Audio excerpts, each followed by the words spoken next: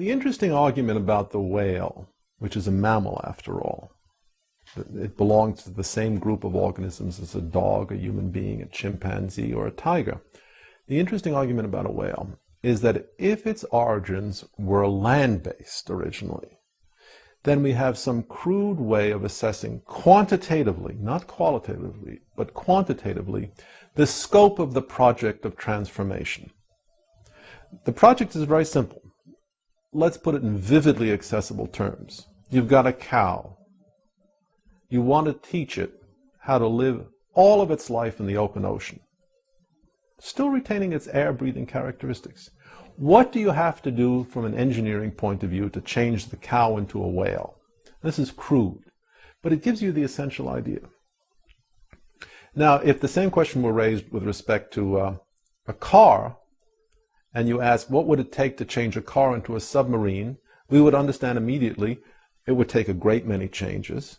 The project is a massive engineering project of redesign and adaptation. Well, the same question occurs with respect to that proverbial cow. Virtually every feature of the cow has to be changed. It has to be adapted. But since we know that life on Earth and life in the water are fundamentally different enterprises, we have some sense of the number of changes.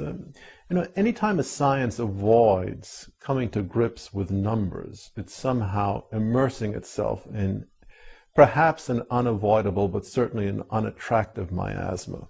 Here's a chance actually to put some numbers on calculations. We're not talking about genetics. We're talking about simple numbers. The skin has to change completely. It has to become impermeable to water. That's one change. Breathing apparatus has to change. A diving apparatus has to be put in place. Lactation systems have to be designed. The eyes have to be protected. The hearing has to be altered. Salivary organs have to be changed. Feeding mechanisms have to be changed. After all, a cow eats grass, a whale doesn't.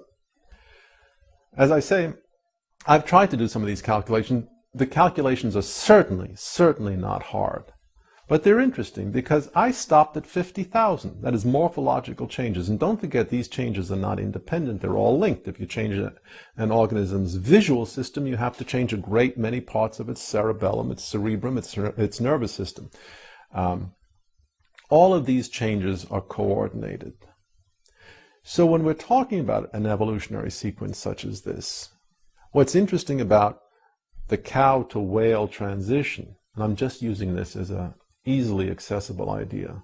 What's interesting about the cow to whale transition is that we can see a different environment is going to impose severe design constraints on a possible evolutionary sequence. How are these constraints met? If they're roughly 50,000. If they're 2 million constraints, how are those met? And what does this suggest about what we should see in the fossil record? To my way of thinking, if Darwinian hypotheses are correct, it should suggest an enormous plethora of animals, intermediary between, say, Ambulocetus and the next step. That won't solve all problems. One wants to know what's directing this change, if anything. But at least it will put it in the ballpark of a quantitative estimate, which is hardly ever done.